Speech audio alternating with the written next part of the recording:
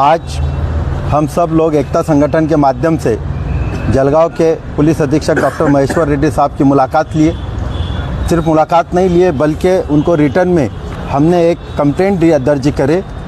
जो घटना बेटावद में सुलेमान खान के साथ हुई थी, जिसको 11/8/2025 को मार दिया गया था, गुना रजिस्टर 288/25, जिसमें मॉब लिंचिंग का हमारा जो गुना दाखिल हुआ था वो सबसे पहला महाराष्ट्र का 103(1) और 103(2) दाखिल हुआ था, जिसमें पूरे महाराष्ट्र नहीं बल्कि इंडिया के पॉलिटिकल से लेके सोशल लोगों से लेके सभी लोगों ने बेटावद में हाजिरी दी थी और ये कहा था कि सुलेमान के साथ न्याय होगा।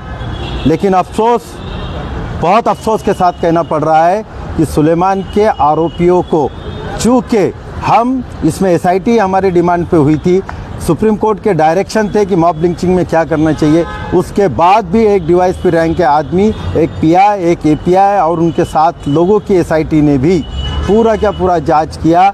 जांच में जहां हमको डाउट जा रहा था, हमारे फिरियादी ने हाई कोर्ट में रिट पिटिशन अर्ज दाखिल किया, गवर्नमेंट के अगेंस्ट में गए, गवर्नमेंट को इशू नोटिस हुआ और उनकी 13 तारीख को है। लेकिन फिर देखो खेल, ये किसका खेल है ये हम भी समझ सकते हैं, आप भी समझ सकते हैं। लेकिन देखो और अभी भी जागो।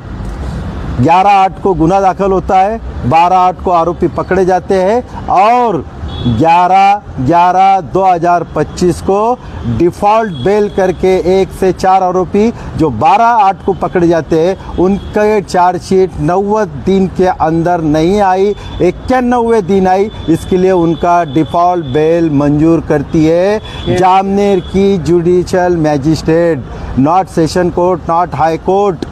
जुडिशियल मैजिस्ट्रेट डिफ़ॉल्ट बेल सिर्फ ये बेस पे मंजूर करती है कि 91वें दिन तुम्हारी चार्जशीट आई। जबकि अभी SP साहब से हम मिले, SP साहब ने बहुत डिटेल में बताया कि हमने चार्जशीट जुम्मे के दिन यानी 87 डेज़ को सबमिट किया था, उसमें कुछ क्यूरी निकाला क्लर्क ने और वो रिटर्न किया। शनिचर इतवार कोर्ट छुट्टी थी, पीर को जब मंडे को दिया हमने और मंडे को वो 91 डे आया। इसके लिए किए हमने 2 डिमांड रखे थे कि साहब उनकी विभागीय चौकसी की जाए और दूसरी थी हमारी कि आप इमीडिएट शासन इस पे जाके सेशन कोर्ट में डिफ़ॉल्ट पिटीशन के अगेंस्ट, डिफ़ॉल्ट बेल के अगेंस्ट वो बेल कैंसिल कराए। सर ने हमारी दूसरी डिमांड को इमीडिएट एक्सेप्ट कर लिया है और कल के कल यहाँ पे सेशन कोर्ट में वो एप्लीकेशन दाखिल कर रहे हैं सरकार की तरफ से कि उनका बेल 1 से 4 नंबर का आरोपी का बेल रिजेक्ट किया जाए। और हमने ये भी कहा कि अगर कोर्ट के क्लर्क की गलती है या आपने कोई साजिशी गलती है, उसकी इन्वेस्टिगेशन होना चाहिए, क्योंकि ये पूरे महाराष्ट्र में गया था ये मैसेज कि मॉब लिंचिंग हुई है,